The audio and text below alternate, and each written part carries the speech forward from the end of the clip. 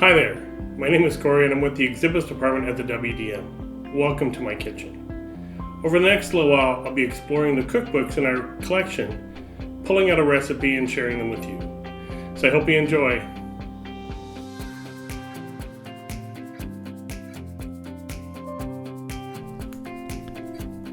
Bread, a staple all over the world, and Saskatchewan is Canada's breadbasket.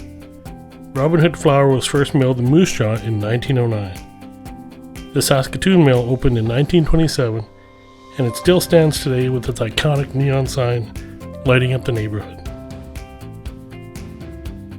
Five Roses Flour is another Canadian flour company, starting in 1888 around what is now Kenora, Ontario.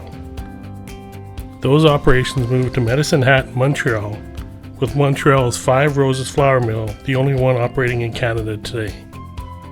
With this heritage, bread recipes are bountiful in the books in our collection. The first book I will highlight is the one created by the Grenfell Women's Auxiliary, published in 1913. This is one of the oldest books in our collection. This recipe for bread uses lard and potato water. The second was created by the Knox United Church from Regina. This book is undated, but looks to have been published sometime during World War II. The Lilydale United Workers Cookbook from 1949 has a recipe for bread buns. The recipe I'll be using is from the Five Roses Cookbook for bread and pastry, and this book was published in 1915. I would have used a Robin Hood flour cookbook, but unfortunately, we do not have one in our collection. Some of the challenges with recipes is trying to convert terminology and measurements from those earlier times. For instance, the recipe calls for a cake of compressed yeast. Well, how do I convert that to the dry yeast everyone uses at home? Fortunately, I was able to find that the 0.6 ounce cakes from that time period is equivalent to 2 1/4 teaspoons of dry yeast. Mix the yeast with the lukewarm water.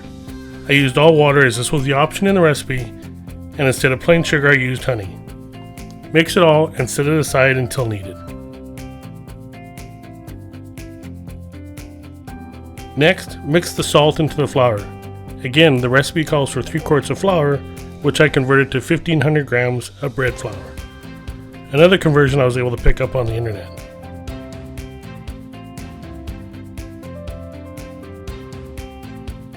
Using your fingers, squeeze the butter into the flour and try to distribute throughout.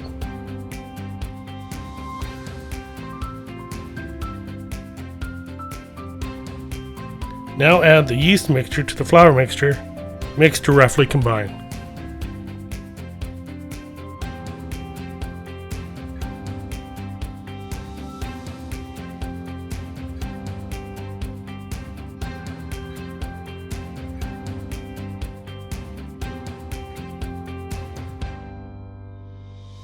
Knead the dough on the countertop for around 8 minutes. This is critical in order to create gluten, which gives the bread its structure.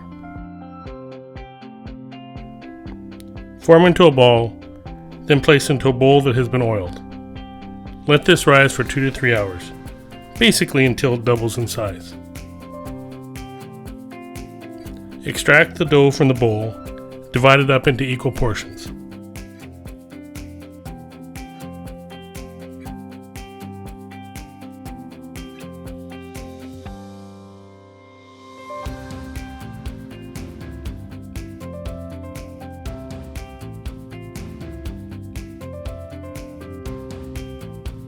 Knead a bit more and form them to fit into the bread pans.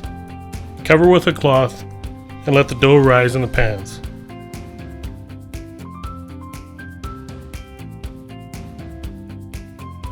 Let this rise until the dough is above the lip of the pans. This recipe makes 2 large loaves, or possibly 3 medium-sized loaves. Then place into an oven preheated to 325 degrees Fahrenheit. Bake for approximately 45 minutes or until the internal temperature of the bread reaches 190 degrees Fahrenheit.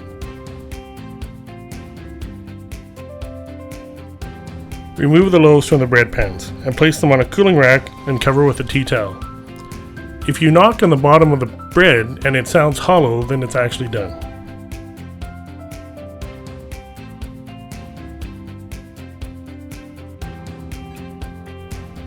Let the loaves cool before enjoying.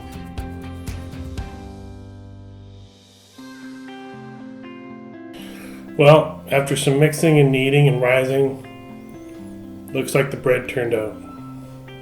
So let's give it a try.